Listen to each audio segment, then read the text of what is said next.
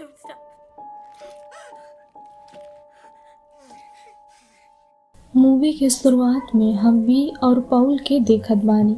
ई दोनों पति पत्नी बाड़ी। बी अपने और अपने पति के बारे में बताकर ओकरा वीडियो रिकॉर्ड कर रहत बाड़ी। बी काफी खुश बाड़ी काहे कि वो अपना पति के साथ हनीमून मनावे खातिर जाए वाली बाड़ी। दूसरा दिन दोनों शहर से एगो शांत जगह जात बाड़े। वहीं जाई के दोनों काफी मस्ती कर लेन बाड़े। अब रात के समय दोनों सोए जात बाड़े। अचानक से बी के ऊपर रोशनी पड़त बा और फिर सीन काट दिहल गईल बा। अगला सुबह बी नाश्ता बनावत बाड़े। तबे पॉल उनकरा से अपन बच्चे के बारे में बात कर ले बाड़े और इनकरा से बी के मूड खराब हो गईल बा। पॉल उनकरा के मूड अच्छा करे खातिर उनकरा के बाहर ले जात बाड़े। दोनों काफी समय तक घूमत और मजा करत बाड़े। कुछ देर के बाद दोनों एगो रेस्टोरेंट में गईल बाड़े।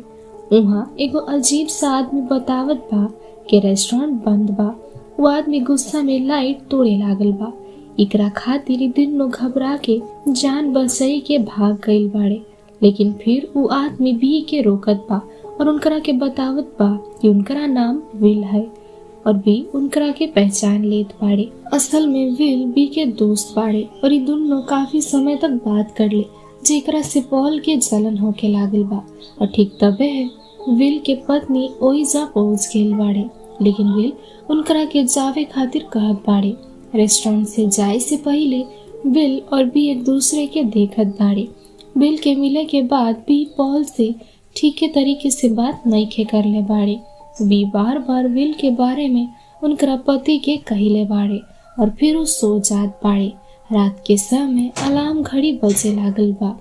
पॉल बी के बिना कुछ बतौले मछली पकड़े खातिर तालाब चाय के लिए निकल जात बाड़ा। लेकिन घड़ी में अब सिर्फ 3:45 ही बजल रहल। एकरा खातिर दोबारा सोए खातिर कमरे में जात बाड़ा। कमरा में जाके पॉल देखत बाड़े कि बी कमरा में नइखे बाड़ी और वो पूरा घर में उनकरा के ढूंढे लागल बाड़े।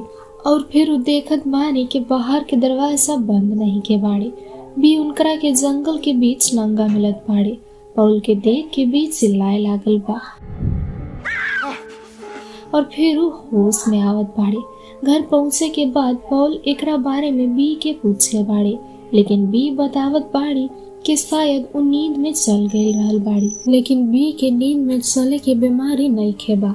एकरा खातिर उनकरा के बी को लेके काफी चिंता हुए लागल बाड़ी। अगला सुबह बी पॉल के साथ बहुत बुरा तरीके से बात कर ले बाड़ी। जेकरा बाद पॉल उनकरा के बतावत बाड़े कि हम इतना सालों से तोहरा साथ रहल बाड़ी। हमनी के काहे ये बीमारी के बारे में नहीं के पता रहल बाड़े। तो बी जैसे तैसे उनकरा के समझावत बाड़ी कि उनकरा के नींद में चले के बीमारी बा। और फिर पॉल मान जात बाड़े।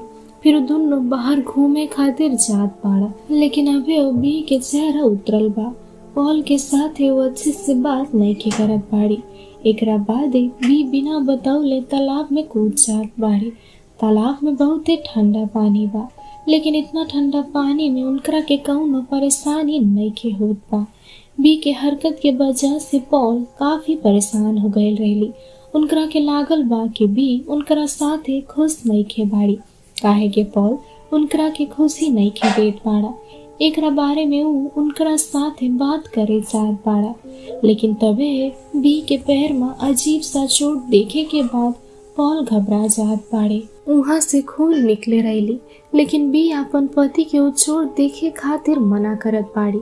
और फिर हड़बड़ी में दोनों सोए खातिर कमरा में जात बाड़े और कुछ सेकंड के अंदर या बी सो जात बाड़ी।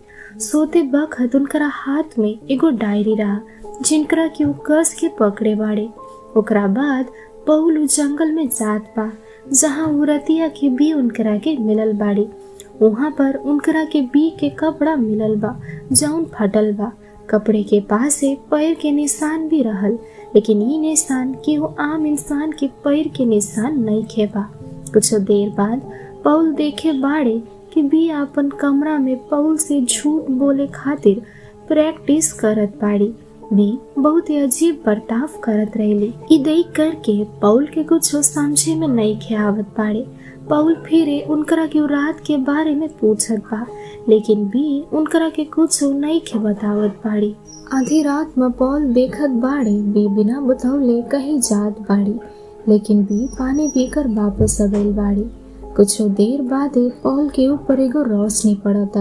वो बंदूक लेके रोशनी के पीछे पीछे जात बा और वो फिर आसपास के नज़ारा देखे के बाद हवा में गोली चला देत बाड़ी। एकरा बाद बी के नींद टूट गइल बा। पॉल काफी परेशान बाड़े। एकरा खातिर वो बी के फिरे उ रतिया के बारे में बतावे खातिर कहल रही, लेकिन बी उनकरा के बताए के जगह उनकरा साथे झगड़ा शुरू कर देत बा, जेकरा खातिर दोनों के बीच में बहुत बड़ा झगड़ा हो गइल बा।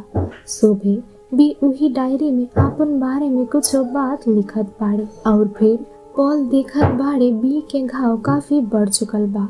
पॉल बी से यहाँ से जाए खातिर कहत बाड़े और फिर बी पॉल से माफी मांगत बाड़ी। ठीक तबे है बी के प्राइवेट पार्ट से बहुत खून निकलत बा। एकरा बारे में उनकरा से पूछे के बाद बी बहाना बनावत बाड़ी। पॉल के बी के दोस्त बिल पर शक भइल बा। एकरा खातिर उनकरा घरे जाई के उनकरा पत्नी से बात करत बाड़े, लेकिन बिल के पत्नी बी के तरह बर्ताव करे लागल बाड़ी। बिल के पत्नी कहे लागल बाड़ी कि एहिजा से चला जा, नहीं के तोहरा साथे बहुते बुरा करब। एकरा बाद पॉल के बिल के एगो टोपी मिलल रही जेमे खून लगल बा। ओकरा मतलब शायद बिल अब मर गइल बा। फिर पॉल बिल के घर में घुस गइल रही और उनकरा के बिल के पत्नी के एगो डायरी मिलल जेमे बिल का पत्नी आपन बारे में लिखल रही। यही दौरान पॉल के बाहर से केहू देखत बा, लेकिन पॉल के एकरा बारे में कुछ नहीं के पता बा। घर आई के उनकरा के बी के कमरा में एगो ऐसा डायरी मिलल बा और फिर बी पॉल से यहाँ से जाए खातिर कहत बाड़ी। पॉल काफी डर गइल बाड़े काहे कि बी बहुते अजीब बर्ताव करे लागल बाड़ी। एकरा बाद उनकरा प्राइवेट जगह से बहुते ज्यादा खून हो निकले लागल बा।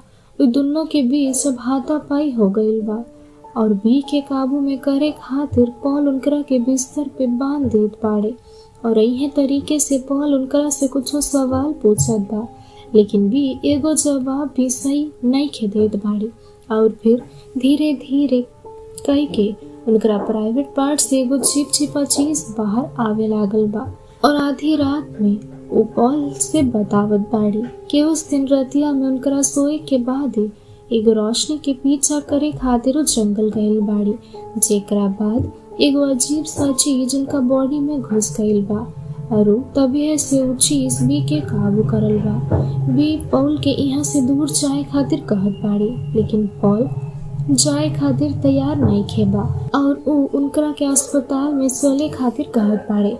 फिलहाल वो दोनों के ऊपर रोशनी पड़ल बा। एकरा मतलब है अब पॉल के जान भी खतरा में बा।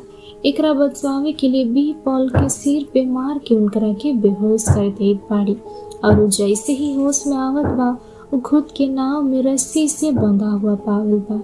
बी कहत रहे नी तू जिंदा और सुरक्षित रही है अगर तू नदी में छुपल रही। रतिया के घटना की वजह से बी के बुद्धि भी कम हो गई बा, काहे के अगर पॉल नदी में छुपा रही तब तो दम घुट के उनकरा के मौत हो जाई है और फिर बी पॉल के अच्छा से बांध के नदी में ढकेल देत बाड़े। एकरा बाद काफी महीना बीत जात बाड़ा। बी आपन और अपन पति के वीडियो देखत बाड़ी। ठीक तबे है वो बिल के पत्नी साथे जंगल में चली जात बाड़ी और यही के साथ मूवी यही खत्म हो गइल बा। दोस्तों बी और पॉल ये दोनों जौन जंगल में गइल रही वो जंगल में एलियन बाड़े। एलियन अपन शक्ति से बी जैसन मेहरारू के अपन काबू में कर लेत बाड़े। जंगल में जाए के बाद बी उनकरा काबू में हो गइल रही और धीरे धीरे उनकरा याददाश्त कम हो जात बा। वो एलियन बच्चा पैदा करे खातिर बी के इस्तेमाल कइले बाड़े और बिल के पत्नी के भी, और इसी तरीका से एलियन महिलाओं का इस्तेमाल कई के उनकरा के अपन बच्चे के माई बनावे खातिर इस्तेमाल करत बा।